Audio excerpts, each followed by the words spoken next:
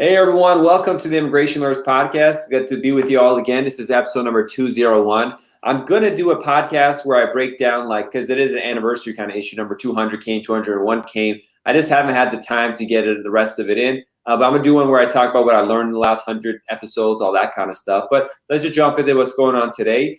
We have Khedekar, a great colleague out of Northern California, helping people from across the world. He was kind enough to contribute a great article about RFPs, the Immigration Lawyers Toolbox magazine. RFPs being requests for Ps. I'll ask them what the P stands. I forgot what it was. But essentially, it's when big companies want a proposal from a law firm to see how they're going to handle stuff, how much it costs, all this kind of stuff. And it's a big part of immigration law that goes unnoticed because the majority of the practice is solo and small firms. This is a huge part of it. And, it's just something to know, especially, for example, if you have a mid-sized firm that's looking for people, maybe you can learn this procedure because maybe they're going to get it on it too. So it's important for everyone to know. The Immigration Lawyers Toolbox magazine is out, issue number 2. Just go to www.immigrationlawyerstoolbox.com/magazine. Check it out. Really, it's been a hit, thousands of downloads, and it's really got a lot of attention. Along with that, I want to thank all the sponsors, in particular DACA-wise, who's always been supportive of both the podcast and the magazine. If you go to www.dacawise.com/immigration-lawyers-podcast, you can get an additional 10% off their annual plan. Just use the code Immigration Lawyers Podcast. And, give it a shot. Even contact them if you haven't been using DACA-wise to do a test trial to see how it is and how comfortable and easy it is for people to adjust. Because if you are making the switch, the idea of having your whole team learn new software is hard. But, DocWise is pretty simple. Your assistants, paralegals, and other attorney associates could all pick it up really quick. And one last note is I do training for people who are interested in becoming immigration lawyers, particularly doing marriage immigration cases and learning about consular processing, adjustment of status, inadmissibility. I have a full-on course. We have a lot of students. They're going to put out testimonials pretty soon. We have office hours that comes with it. It really holds your hand to get you through it because a lot of people are getting involved in the field. So just email me at info@immigrationlawyerstoolbox.com and I can send more information about that. We'll have a quick chat. But with that, let's talk with Samir. How are you doing today, Samir? I'm doing great, John. Thank you so much for having me on. I'm a big fan of your show, and huge congrats on your magazine. It's truly spectacular. Great job. Thank you so much for your support. You've been there from since the beginning and always come on the show. So, we're going to talk about the article you did, but let's do a catch up for those who are regular listeners of what's going on with your firm and your plans and your goals for the rest of 2020. What's going on?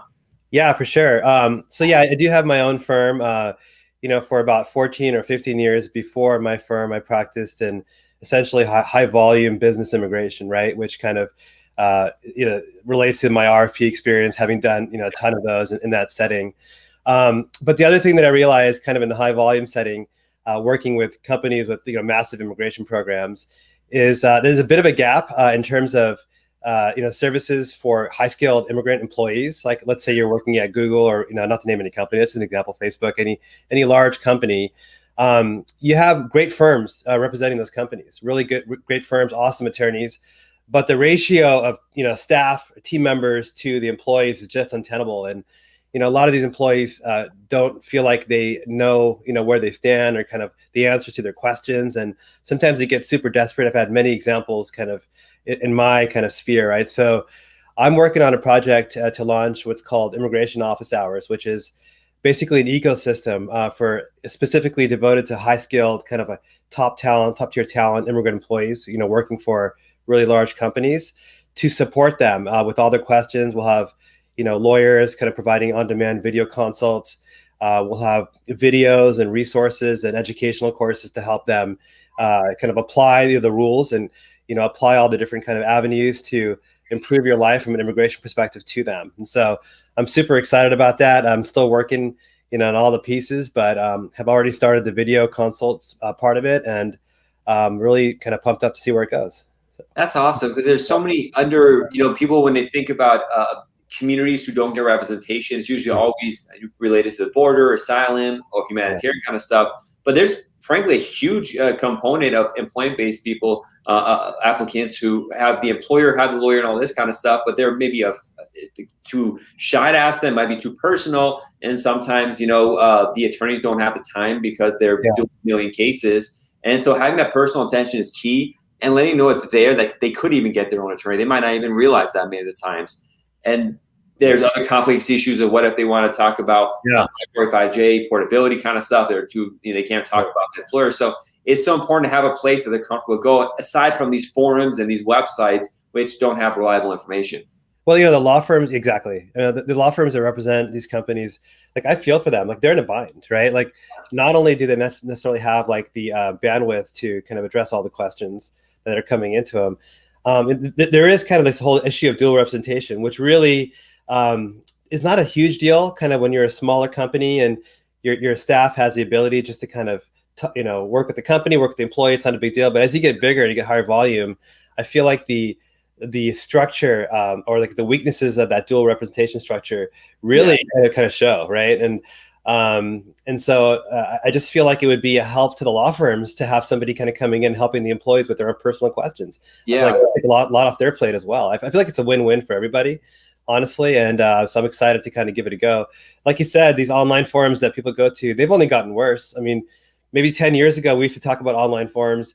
Now they're Facebook groups with 150,000 plus people asking each other questions, which can be a recipe for disaster. So hopefully, we can get a handle on that and help these people out. Yeah, and your model is going to be great for other people who do other practices for people for these communities that don't have representation. It can not only be for legal specific stuff, like maybe for asylum or humanitarian, but it could be ethnic groups too who don't speak the language. Just really just pushing these niche aspects for marketing to connect with these groups so you can develop the representation or advice that's needed. So that's really awesome that you're doing that. And so, I mentioned, I said, what are you doing for the rest of 2020? It's already 2021. Is it? Okay. I've lost track. So we got 6 months left. I've been going back and looking back the last 6 months, like, what am I doing? For me, a lot of my stuff is inside the practice as a toolbox. And I'm like, in December, I had the idea to make the magazine, and that's just taken over everything I do and the planning of what's going on. Now I'm thinking, like, what direction do I want my life to go? And it's towards this kind of media, kind of information-based company. And I see you're doing this aspect of helping communities. And how does it reflect on your firm? Do you plan on growing in size or hiring more people? What kind of thing are you envisioning for yourself in the next 6 months? Yeah, and I'll say first that in many ways, like you were kind of an inspiration for this, because like you're thinking of different non-traditional ways to help a community that you feel passionate about helping, right? And so it made me think about, okay, so who do I feel passionate about helping? So that's part of the reason why I came up with this idea, is kind of watching what you're doing and the work that you're doing to help the immigration lawyer community and the bar and stuff. So thank you for that. But I still like my firm is growing as well. I really love kind of being in the trenches and working with the companies that I work with, a lot of startups, a lot of kind of mid to late stage startup companies that have substantial immigration programs, but you get to talk to the people and meet them and know them and, work with the CEOs and just kind of be a part of their lives, take the stress off their plate, and so I plan to just kind of continue in that vein. Honestly, that's on the law firm side. That's what I'll be doing. And then on the immigration office hour side, kind of try to help the kind of the high skilled immigrant and top talent community. One of our missions on both sides is to, kind of help free them to do what they want, right? Like, I think I saw a stat recently, particularly with Indian Americans comprise about 1.3% of our country's population, yet have started 23% of our top companies in this country.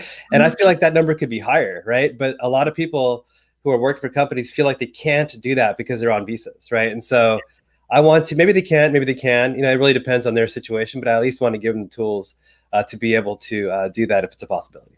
It would be the biggest game changer in like maybe American if the visa was like India and the US, and all the Indians could come here and make businesses. But the reciprocity nature of the E2, I don't think India would open up its markets to that. They really wouldn't. The international entrepreneur parole could be an option for them as well.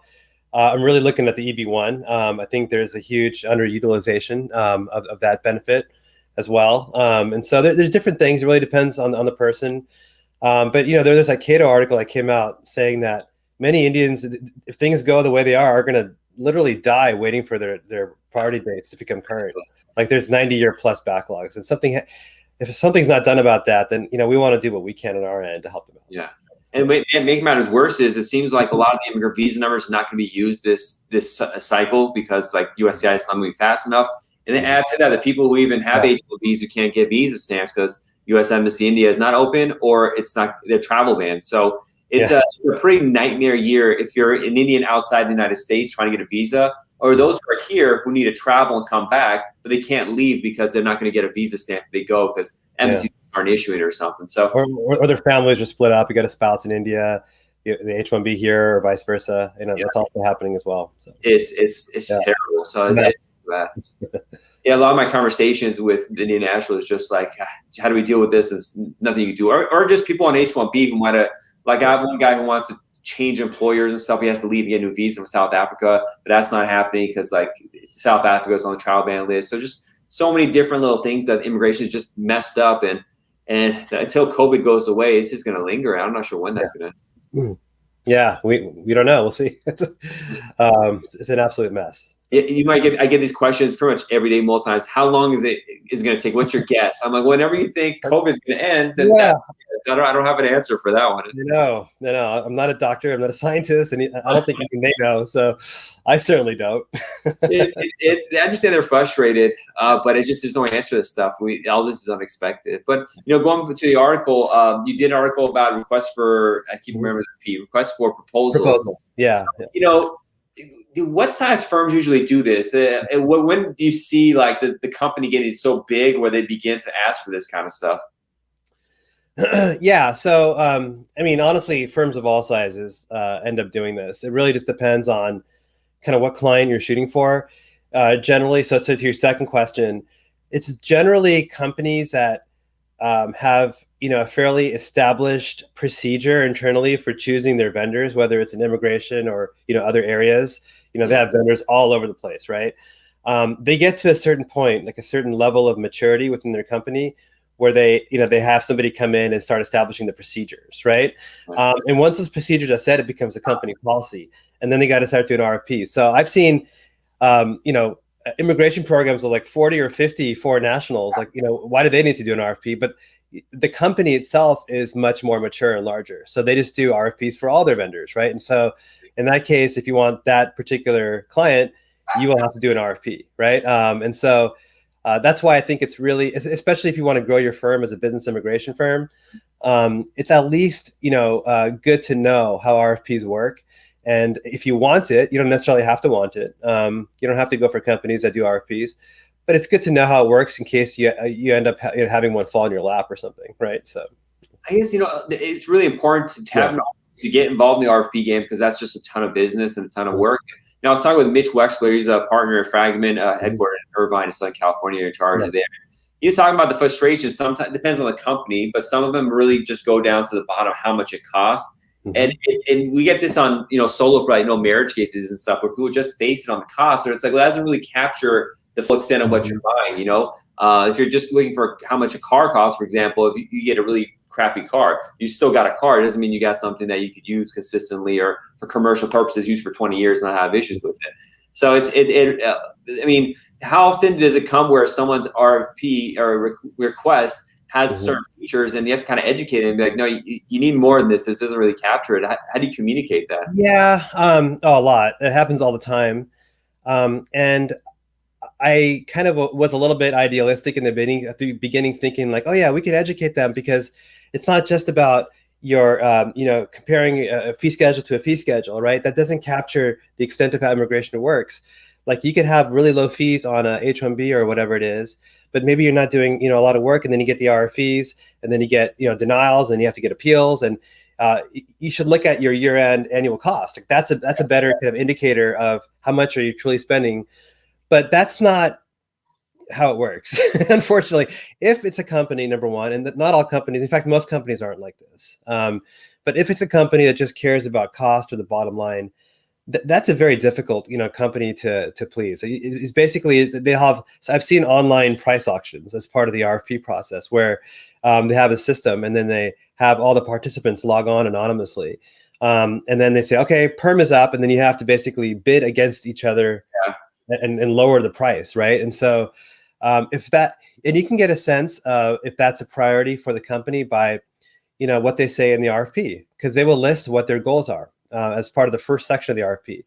And then you can kind of see by reading the rest of the RFP, is cost really the number one criteria for them? Because if it is, that's generally a company that we would decline to participate in, because it's not a good fit for, the way I like to practice immigration law, and it's just a recipe for disaster down the line. Maybe there are some firms that it is a good fit for, and those firms should be, in that RFP, right? Yeah. But you can also look for, I think the general rule, what I've seen, the most normal case are companies that cost is a factor. They don't want to be ripped off, understandable, right? But they also want employee experience. They also want good quality of work. They want, good technology. They want a lot of things, and cost sometimes is just one of them. So it really just depends on the company. And the way you know this is you should have a sense of it beforehand, in kind of like the pre-RFP work that you do, getting to know the cultures of companies and the teams that are leading their immigration programs. And it's such a hard thing, these RFPs are in all industries. And one, for example, is the Pentagon and getting defense contractors. And I remember there was this one defense contractor or a Pentagon official who was in trouble because he would have dinners with one party and then he gave it to them. And his defense, he's like, listen, they have the identical product, identical prices. I don't know who to tell. So it's a flip of a coin sometimes. And it's, how much could they dive in deep to see how good the personnel are, how much it's really hard to judge this kind of stuff. Is this lawyer going to pay more attention or not? And there's really, inevitably, it's going to be just like, again, individuals who come to a consultation, they're going to go by a warm feeling that they have, whether they like it or not. And sometimes some people put on a good consultation, and then after that, it goes downhill. So it's like, even if you do an RFP and you prepare, it's always a crapshoot of what's going to happen down the line. And you just kind of have to adjust and then redo it again later on if they're not happy with the service. Yeah, no, absolutely. And, and I think what I recommend in the, sorry, I got dogs barking over there and I got a train going beyond me. But what I recommend in the article is, like, the RFP should not be the first time you're looking at a company, right? It should be the culmination of the work that you've done on a company. You need to go out, not you, but, anybody who's interested in kind of winning business on the business immigration side, kind of the higher volume area, should be getting to know companies, getting to know the people. You should allow them the opportunity to get to know you, right? Go network with them, go speak at conferences, get to know cultures, understand what they like to do, how they like to work, who they like to work with. I'd say most decisions for RFPs are, honestly, the feeling I get, they're mostly made before the RFP is even issued. They have a favorite of who they like, right? And that's just human nature. That's just the way it works. But they have to bring in other, competitors, right? They have to bring in other parties as a point of comparison, often for, procurement, which we can get into, to do the comparison, that they have to kind of go through the process, right? But at the end of the day, if the favorite does a good job, they're likely going to win because they were the favorite from the beginning, and that's who they wanted. Because if you're an HR and you have all this responsibility to keep your company compliant, you got all this pressure on you, and you only hear about it when something goes wrong. You never hear about it when something goes right. You want somebody you can trust working with. It's super important. Yeah, and you mentioned we could talk about procurement. What is involved in that? I didn't even think about that. So, once a company gets to a certain maturity level, even past maybe the RFP process, they have procurement departments that are basically responsible for making sure that the company is getting the best possible deal in all the contracts that they sign. So there are individuals who just do this nonstop, right? And I've seen, so they will run the RFP, they will issue the RFP with the HR on copy. You can't talk to anybody. Once the RFP is issued, you can't talk to anybody else but the procurement person, just to keep it fair and on the level, right? Their job is to understand every industry they work with, understand, what factors are important for the company, whether they're getting the best value, out of those factors and from the law firm or from the provider, whoever it is, right? And depending on the company, they may have a huge say in who the company chooses, or they just may be an advisor, and really it's just going to be the HR that has the main say. It really just depends, right? And I've seen it go both ways.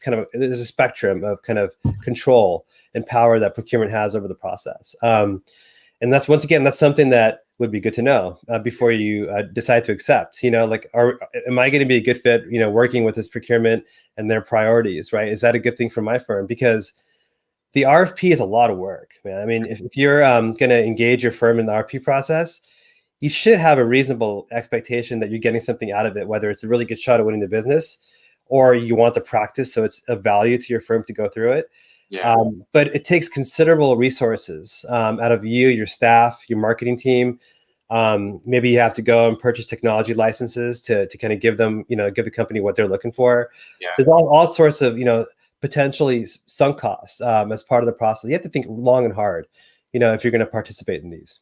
I mean, these are potentially $1 million contracts or multi-million-dollar contracts too. So yeah, I mean, they can be anywhere from a few $100,000 and up, right? Yeah. So yeah. It's very interesting. Now, there's two things that popped up. One is, I'll talk about this a little later, but the accounting firms who are coming into immigration and partnering up as a bar losing stuff. So that's going to be a major competitor that's coming in that has like the infrastructure and the foundations to be able to jump into these kind of things. But before that, it just popped in my head. It's an interesting potential position where an immigration lawyer that has a lot of business immigration experience could become a consultant to help these firms better understand what to look for RFP, because the HR won't necessarily know themselves, but an immigration lawyer would know, especially if they came from one of these firms, to be like, okay, they're saying this, but what about this? It seems like a very interesting consulting position to have if you could, express that and get hired for it. I mean, that's something I personally would love to do. In theory, it's probably difficult to pull off because if you think about it, like we're all kind of in the same field. So, would that law firm as an RFP be wary of competition, right? From this person is kind of, in my case, I think I'm probably a unique case in the sense that I've come from that background. I'm not necessarily in the RFP game right now, right? So I'm not really a threat. And I would be able you're a neutral observer that could come and really dig in like this and behind the scenes. Like for these big companies, it kind of makes sense to have someone who knows what they're doing to actually look behind the scenes of an RFP. Whereas HR, then they have 10 different types of law firms that they hire. They can't know the nuances of what's needed for a motion reopen stuff to calculate there. But I think it's like really cool. I think it'd be a full-time job, but you just got to explain to these companies that's actually something that makes sense. Yeah. Well, consulting to law firms is one thing, consulting to companies is another. Yeah. I would say, companies have very tight, mobility or immigration budgets, and their HR is expected to handle this without any additional consultation help for the most part. I've seen some companies bring in consultants, at the very, very high end, the very large, companies may be able to do this, but it's fairly rare. Interesting. Well, good stuff. Now, I mean, we talked briefly. I've always talked about the big four or big 4 or 5, whatever it is, coming in. Well, I just kind of wait and see to that. I just want to talk about it briefly. I mean, we're seeing them grow in Canada, particularly. I keep seeing job positions, associate positions, paralegals opening up, and they're going to come here.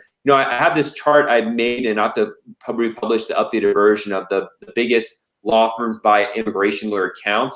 And originally, when I made the chart, and it got a lot of attention on LinkedIn.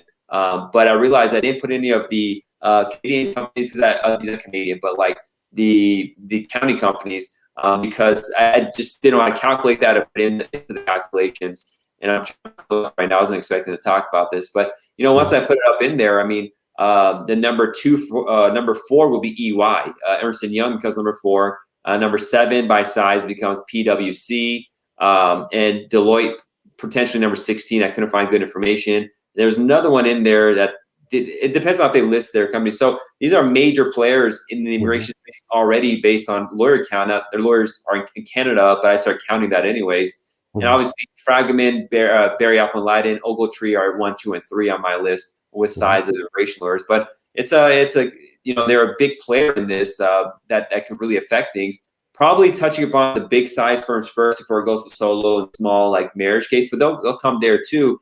If not them, it's the technology. So we're seeing a huge reshaping of the business happening in the next 10 years. How do you see this kind of stuff from your perch? Yeah, it's definitely interesting to watch. I would say, the big 4 or 5, however many there are, they've been in the game for several years now. Out of Canada, and they are interesting because they have these very well defined. Like they're great. What are they great at? They're great at business processes, right? Like they're super great at kind of efficiency and technology and those kinds of things as consultants by nature. And that lends itself to being really, really good at high volume immigration. So they're coming in and they're playing a big role and are huge competitors kind of in the high volume immigration game, right?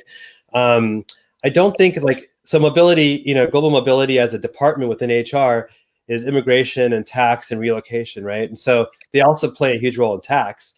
I don't think they're able to consolidate tax and immigration for one company. There may be kind of conflict issues from a kind of Sarbanes-Oxley or accounting perspective, but they do have that kind of mobility know-how, right? Because of their involvement in tax, and that's also very, very appealing to large departments. So they're a big player. Yeah. And they have technology already for Mhm, mhm. communication and stuff. The technology thing is a major factor that I didn't consider before. But these companies, as you mentioned, for them, it's really important that like you have certain like form software providers that you go through and Windows and stuff. So you're seeing like a lot of big companies that are not creating their own internal stuff.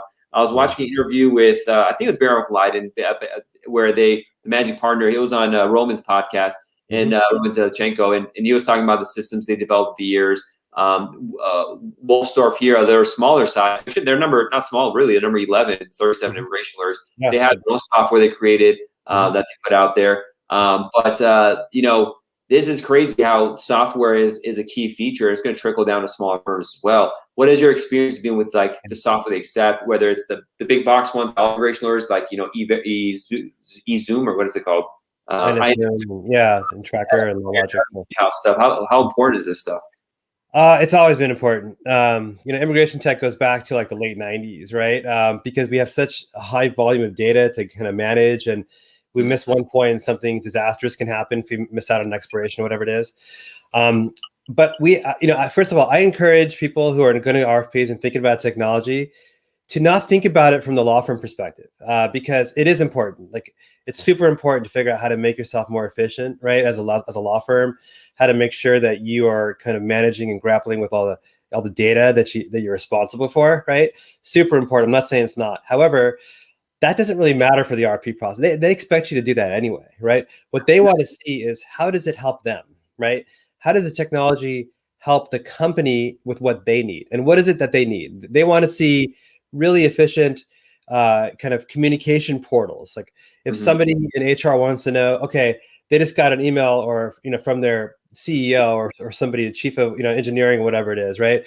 I need this information by tomorrow about this group of people. Like, that's a lot of stress for them. They want to be able to go to the technology and kind of pull that out, right? So, like, do you have a system that has a great kind of portal that the company and the employees have visibility into, right? Where they can kind of figure out where they stand on a given case, or the HR teams or the managers can kind of figure out some numbers, some metrics. They can kind of run reports and things like that that they need for business reasons, right? So it's the transparency, it's communication, it's data that the company needs. That is always and then security. Absolutely, security is a huge thing.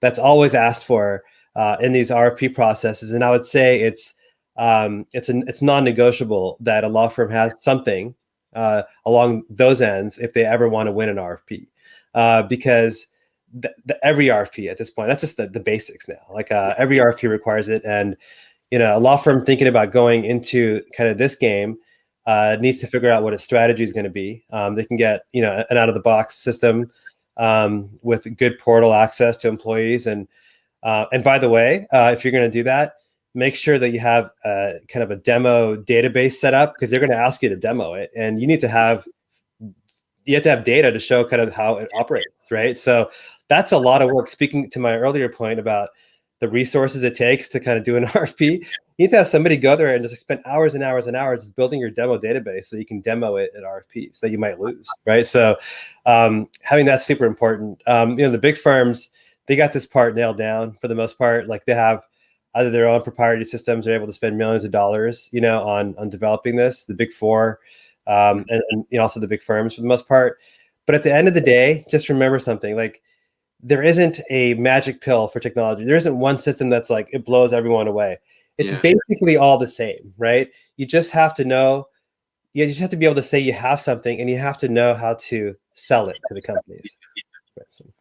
It's interesting to play, but if you want to not even grow, just stay competitive, it's that you have to be able to do that with these kind of like it's getting cutthroat when it comes to these large number kind of stuff.